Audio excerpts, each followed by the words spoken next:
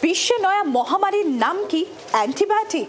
কেন বলছি? কারণ বিশ্ব স্বাস্থ্য সংস্থা থেকে শুরু করে চিকিৎসকরা বলছেন যে মুঠো মুঠো অ্যান্টিবায়োটিক খাওয়ার ফল এবার হাতে নাতে পেতে চলেছে সবাই, আর বিশেষ করে আমাদের মতো এই দেশ মানে ভারতবর্ষে।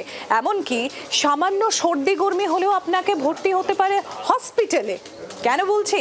কারণ এই অ্যান্টিবায়োটিক বিরোধী সুপার বাগের সংক্রমণ এবার হতে চলেছে, আর যার সংক্রমণে হাজারো অ্যান্টিবায়োটিক কোনো কাজের নয়।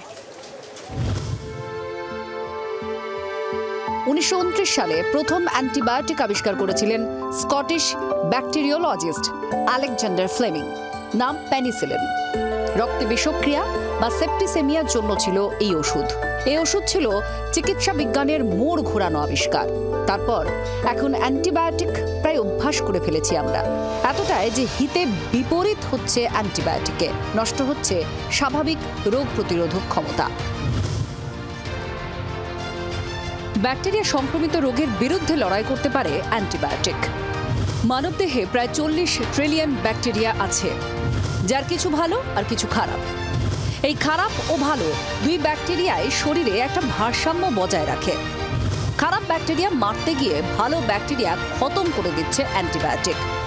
ফলে স্বাভাবিক রোগ প্রতিরোধক ক্ষমতা নষ্ট হচ্ছে আমাদের। অ্যান্টিবায়োটিক প্রতিরোধী সুপারবাগের সংক্রমণ বাড়ছে। মোড়ে মুরগির মতো অ্যান্টিবায়োটিক খেতে খেতে আমাদের শরীরে স্বাভাবিক রোগ প্রতিরোধ ক্ষমতা কমে। তখন অ্যান্টিবায়োটিকেও মরে না এরকম ব্যাকটেরিয়া জন্ম নেয়। অ্যান্টিবায়োটিক প্রতিরোধ বা অ্যান্টি মাইক্রোবিয়াল রেজিস্ট্যান্সের জেরে এই প্যাথোজেন শরীরে বাড়তে থাকে। ব্যাকটেরিয়ার এই বিশেষ স্ট্রেইনকেই সুপারবাগ বলে, যা বাগে আনতে বেশ মুশকিল। গত বছর ল্যান্সেটের সতর্কবার্তা ছিল, যেভাবে আমরা এগোচ্ছি তাতে 2050-এর মধ্যে এই সুপারবাগ মহামারীর আকার নিতে পারে। তখন সাধারণ ভাইরাল ফিভারও সারবে না সহজে। অ্যান্টিবায়োটিকের যথেষ্ট ব্যবহারে এই সুপারবাগ মহামারীর চেহারা নিতে পারে। এই সুপারবাগের জেরে মৃত্যু বাড়তে পারে প্রায় 70%। আগামী 25 বছরে 3 কোটির বেশি মানুষের মৃত্যু হতে পারে অ্যান্টিবায়োটিক বিরোধী সুপারবাগে। এই ক্ষতির নিরিখে বিশ্বের প্রথম 5-এর মধ্যে রয়েছে ভারত। হুয়ের সমীক্ষা অনুযায়ী এদেশে 5 বছরের নিচে শিশুদের মৃত্যুর 25% ঘটছে নিউমোনিয়া থেকে, যা সারানো যাচ্ছে না এই অ্যান্টি মাইক্রোবিয়াল রেজিস্ট্যান্সের কারণে। চিকিৎসকদের অনেকে বলছেন ঘন ঘন অ্যান্টিবায়োটিকে ওবেসিটির সম্ভাবনা বাড়ে। ফ্যাট, খিদে এসব সামলায় গ্রেনিল নামের হরমোন।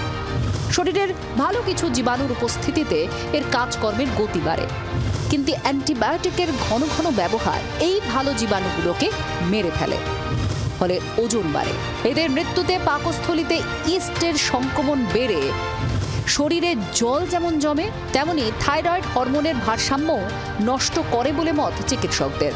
ফলে মুঠো মুঠো অ্যান্টিবায়োটিকের সর্বব্যাপী বিপদ বাড়ছে বিশ্বজুড়ে। অ্যান্টিবায়োটিক নির্ভরতায় মোটা হবেন আরও, রোগ প্রতিরোধ কমবে আরও, মামুলি জ্বর, সর্দি, কাশিতেও হাসপাতালে ছুটতে হবে আরও। ব্যুরো রিপোর্ট, জি 24 ঘন্টা। বাংলার আওয়াজ, বাঙালির আবেগ, জি 24 ঘন্টা।